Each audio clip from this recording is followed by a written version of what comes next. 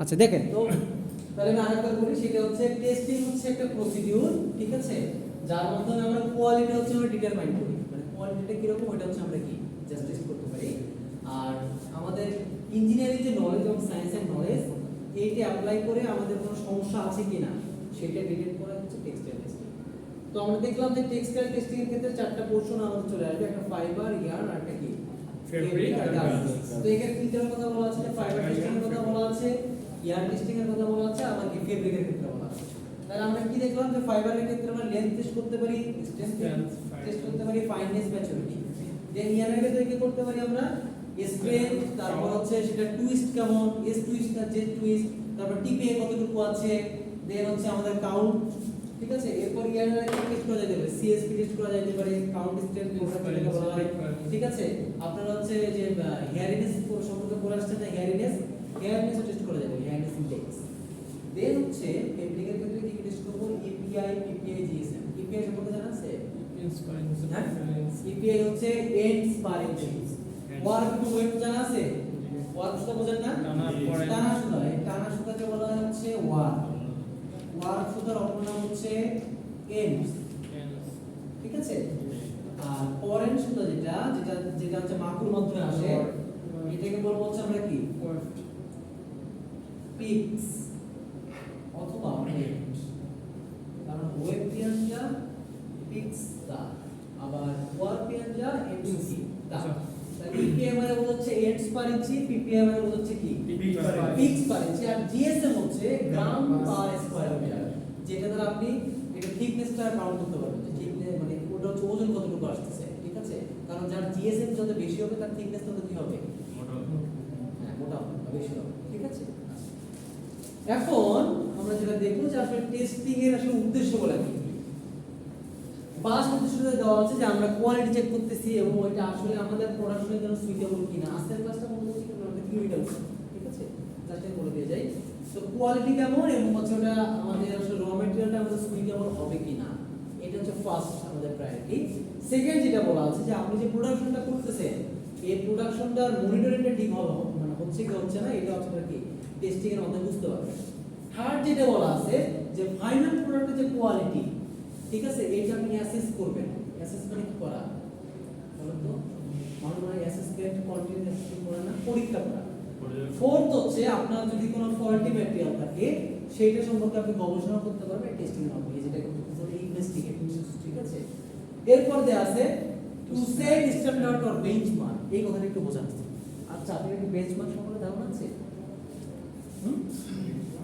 What is benchmark? Benchmark বোঝেন? বোঝেন না? একটা রেশিও হইতে পারে, হ্যাঁ রেশিও হইতে পারে যে কোয়ালিটি বেঞ্চমার্ক বলি। আচ্ছা আপনারা যখন হচ্ছে কোনো ব্র্যান্ডের জুতা কিনতে চান, তাই না, তো যে দেখবে যে ওই সাপোজ আপনি অ্যাপেক্স আপনার খুব পছন্দ, ঠিক আছে, আপনি অ্যাপেক্স জুতা কিনবেন। তো আপনি অ্যাপেক্সে গেলেন, যে দেখলেন যে যে জুতাটা আপনার 4000 টাকা বা 8000 টাকা, দেখলেন ঠিক একদম সেম মডেল বাইরে পাওয়া যাচ্ছে 2000 টাকা, ঠিক আছে।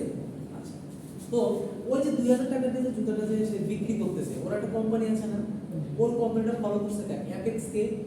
তাহলে এই যে যাকে ফলো করা হয় সে হচ্ছে benchmark, that's it is one figure brand standard, ঠিক আছে। ওকে ফলো করে বাকিরা কি করতেছে, তৈরি করতেছে। তাহলে এইটাই হচ্ছে বলতেছে to set standards or benchmark. মানে আপনার এখানে টেক্সটাইল টেস্টিং এর ক্ষেত্রে কিছু প্রতিষ্ঠান আছে, সাপোজ হচ্ছে এআইটিসিসি, তারপর হচ্ছে আইএসও, ঠিক আছে, এরা কিছু প্রসিডিউর সেট করে দিছে যে আপনাকে এইভাবে জিনিসটা করতে হবে এবং এর রেজাল্টটা হচ্ছে এরকমই আসবে, ঠিক আছে। তো দেখা যাচ্ছে যে ওরা যে রেজাল্টটা দিছে ওই রকম করে কিন্তু পুরো যে ওয়ার্ড যেটা সেইখানে ওরা কি করতেছে, টেস্ট করতেছে। তার মানে ওদের মতো করে আপনাকে টেস্টটাকে করতে হবে, আপনি ইচ্ছা মতো করে করতে পারবেন। এই জন্য বলছে to set the standard for benchmark. Fourth বলছে ফর রিসার্চ এন্ড ডেভেলপমেন্ট, ঠিক আছে। আপনি যদি কোনো একটা জিনিস সাপোজ চিন্তা করেন যে আমি এখান থেকে নতুন একটা জিনিস উদ্ভাবন করবো, এটার জন্য আপনাকে অবশ্যই কি এটা ল্যাবরেটরিতে নিয়ে যেয়ে কি টেস্ট করতে হবে না, এইটাই এখানে বলছে। আর লাস্ট একটা সেম জিনিস যে ফর নিউ প্রোডাক্ট ডেভেলপমেন্ট, আর একই এবং এটা কি সেম, ক্লিয়ার। তাহলে আমাকে বলে এই দুটো পয়েন্ট করে আপনার সমস্যা আছে?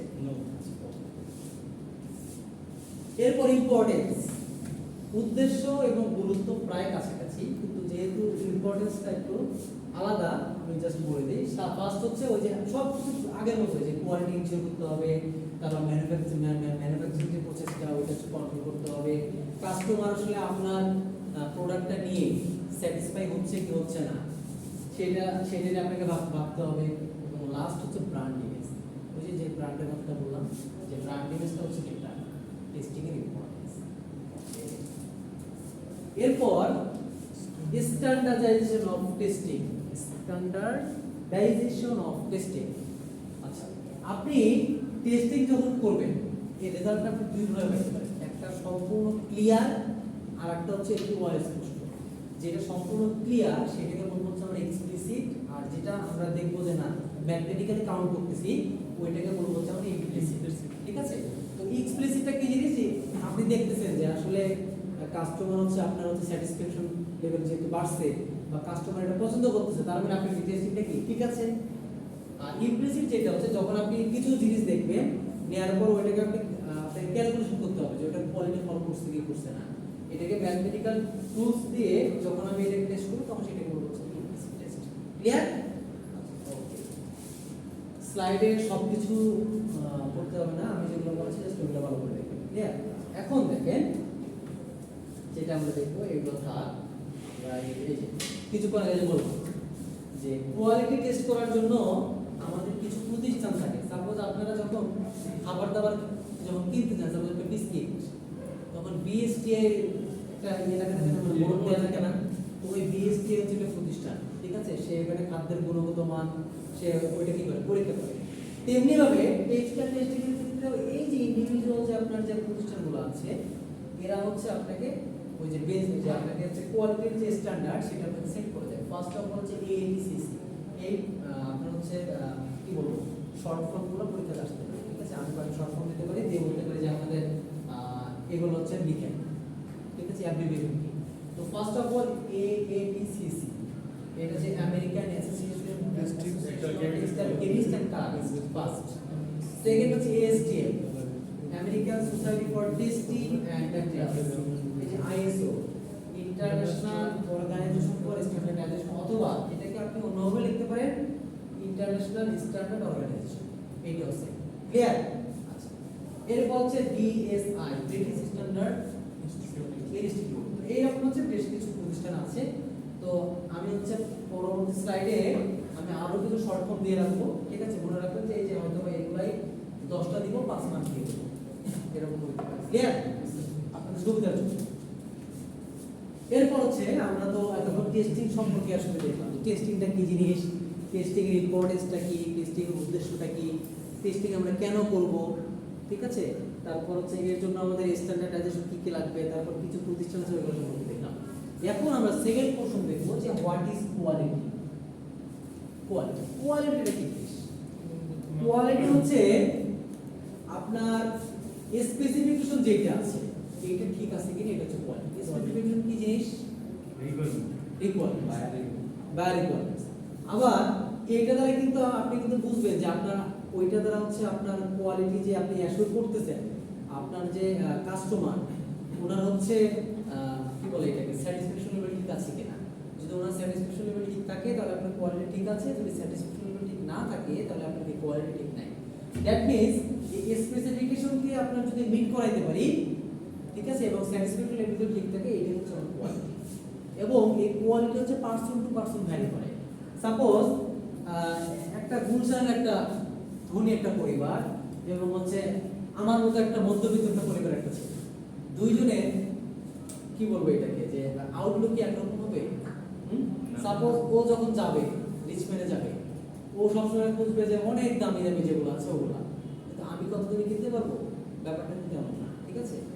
এই জন্য আমাদের কোয়ালিটি হচ্ছে পারসন টু পারসন ভ্যারি করে। আবার কোয়ালিটি হচ্ছে আপনার কি বলবো পারসন টু পারসন যদি করে আপনার এডুকেটেড যে পারসন যারা আছে তারা এবং যারা হচ্ছে গ্রামের কৃষক তাদেরকে একরকম হবে না।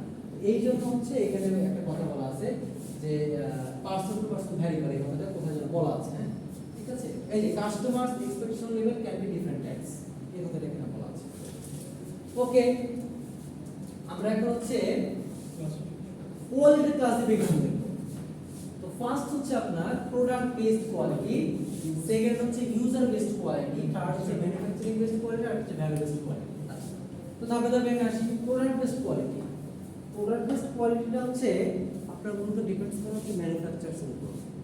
আপনি যেভাবে তৈরি করবেন, যদি আপনার যদি মানে কি বলবো তৈরি করার ধরনটা যদি টেকনোলজিক্যাল যদি সিস্টেম থাকে, আপনার কি অবশ্যই কোয়ালিটি কি ভালো আসবে না। এইটা হচ্ছে product based quality. User based quality হচ্ছে আপনি ইউজ করে আপনার কাস্টমার স্যাটিসফ্যাকশন লেভেলটা মিট হচ্ছে কিনা, এটা হচ্ছে user based quality. Manufacturing based quality এবং প্রোডাক্ট বেসড কোয়ালিটি অনেকটা একই রকম, জাস্ট ম্যানুফ্যাকচারিং বেসড হচ্ছে আপনার টেকনোলজিক্যাল ব্যাপার যেটা আছে এটা হচ্ছে প্রায়োরিটি বেশি পাবে। আর ভ্যালু বেসড কোয়ালিটি হচ্ছে আপনার প্রাইস এবং হচ্ছে আপনার কোয়ালিটি দুইটা হচ্ছে কম্বাইন্ড থাকবে। কারণ আপনার এতটুকু ভাবতে হবে যে আপনার যখন একটা প্রোডাক্টের দাম বেশি তখন সেটা কি অবশ্যই কি ওইটা কোয়ালিটি অবশ্যই। আবার আপনি যখন কিনতে যাবেন একটা মধ্যবিত্ত পরিবার থেকে, তখন আপনাকে কিন্তু দুইটাই ভাবতে হবে, কোয়ালিটিও ভাবতে হবে, আবার কি কস্টের যে ব্যাপারটা সেটা কিন্তু ভাবতে হবে। এইটা হচ্ছে ভ্যালু বেসড কোয়ালিটি। ক্লিয়ার? এই কথাগুলো হচ্ছে আপনার এখানে ডিটেইলস দেওয়া আছে। এই যে বিলেট কি ম্যানুফ্যাকচারার্স কতগুলো বলা আছে, এই যে ইউজার বেসড বলা আছে, ম্যানুফ্যাকচারিং বেসড বলা আছে, আর এখানে হচ্ছে সেটা এমন হচ্ছে এখানে অর্ধেক চলে আসছে। আচ্ছা যাই হোক, সমস্যা নেই।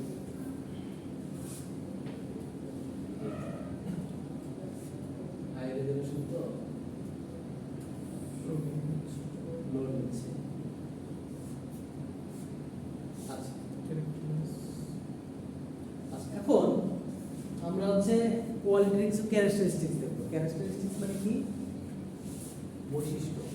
ঠিক আছে, বৈশিষ্ট্য কি কি হইতে পারে? একটা ফার্স্ট অফ অল হচ্ছে আপনাদের আছে পারফরম্যান্স। ঠিক আছে, আপনি যেটা কোয়ালিটি ফুল প্রোডাক্ট সেটা পারফরম্যান্স কি হইতে হবে? অবশ্যই কি হইতে হবে? ভালো হইতে হবে।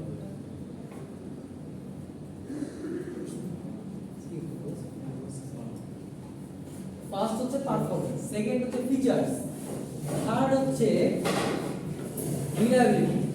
ঠিক আছে, ফোর্থ হচ্ছে কনফরমেন্স, ফিফথ হচ্ছে ডিউরেবিলিটি, সেভেন্থ হচ্ছে সার্ভিসিবিলিটি। আমি ধাপে ধাপে জিনিসগুলো বলি। যদি আমি কনফরমেন্স যদি কথাটা বলি, কনফরমেন্স বলতে বোঝা যাচ্ছে আপনার স্যাটিসফ্যাকশন লেভেলটা মিট হচ্ছে কিনা, এটা হচ্ছে কনফরমেন্স। যদি ডিউরেবিলিটি যদি কথাটা বলি, ডিউরেবিলিটি মানে হচ্ছে এটা কোন দিন টিকবে, একটা কোয়ালিটি প্রোডাক্ট অবশ্যই কি এটা ডিউরেবিলিটি ভালো হইতে হবে। সার্ভিসিবিলিটি বলতে মূলত বোঝাচ্ছে যে আপনি যে ওয়ারেন্টি গ্যারান্টি দিচ্ছেন না, এইটার গুণগত মান কিরকম। ঠিক আছে, এটা হচ্ছে সার্ভিসিবিলিটি। দেন হচ্ছে অ্যাস্থেটিক্স। অ্যাস্থেটিক্স মানে এটা লুকিংস। ঠিক আছে, লুকিংস। আপনি মনে করেন একটা ময়লা জিনিস গায়ে দিয়ে আসছেন, আবার একজন হচ্ছে একটা কি সার্ফ এক্সেল দিয়ে পরিষ্কার করা। ঠিক আছে, ওইটাকে যেন কি বলে, একটা অ্যাডভার্টাইজমেন্ট দেয় না, যে সাদায় সাদা একটা কথা আছে না। তো দুইটা জিনিস কি সম্পূর্ণ অন্যরকম না। এই জন্য অ্যাস্থেটিক্স এর ব্যাপারটা এখানে আপনার কি নিয়ে আসতে হবে।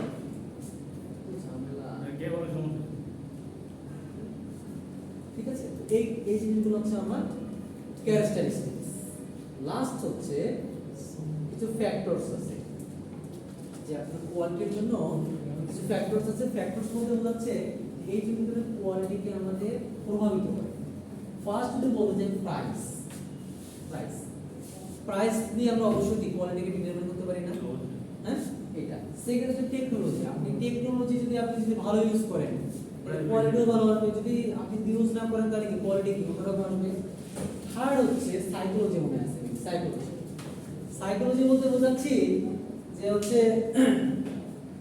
আপনার মন মানসিকতার উপর নির্ভর করবে। ঠিক আছে, আপনি মনে করেন এটাকে কি বলবো, যে একটা ফ্যাশনেবল জিনিস কিনবেন। ঠিক আছে, সেটা আপনি অবশ্যই কোয়ালিটি ইউজ করবেন। আবার আপনি চাচ্ছেন যে না, আমার হচ্ছে জাস্ট মানে ফ্যাশনেবল হলে হবে না, আমার জিনিসটা ভালো হয়ে গেছে। তার মানে এই সাইকোলজিক্যাল যে ব্যাপারটা, এটাও কোয়ালিটির উপর কি করবে, ইমপ্যাক্ট ফেলবে। ঠিক আছে, ফোর্থ হচ্ছে টাইম ওরিয়েন্টেশন। টাইম ওরিয়েন্টেশন বলতে মূলত যে আমাদের ডিউরেবিলিটি, ওইটাকে বলছে কতদিন আসলে স্থায়িত্ব সেদিকে। এরপর হচ্ছে কন্ট্রাকচুয়াল, যেটা ওয়ারেন্টি গ্যারান্টি বললাম না কিছুক্ষণ আগে, এটা কন্ট্রাকচুয়াল। আর লাস্ট হচ্ছে ইথিক্যাল।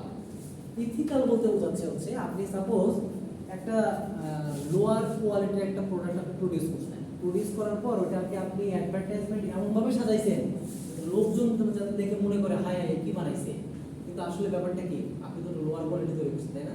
কারণ আপনি যে অ্যাডভার্টাইজিং যেটা করলেন এটা কি সম্পূর্ণ কি আনইথিক্যাল না ইথিক্যাল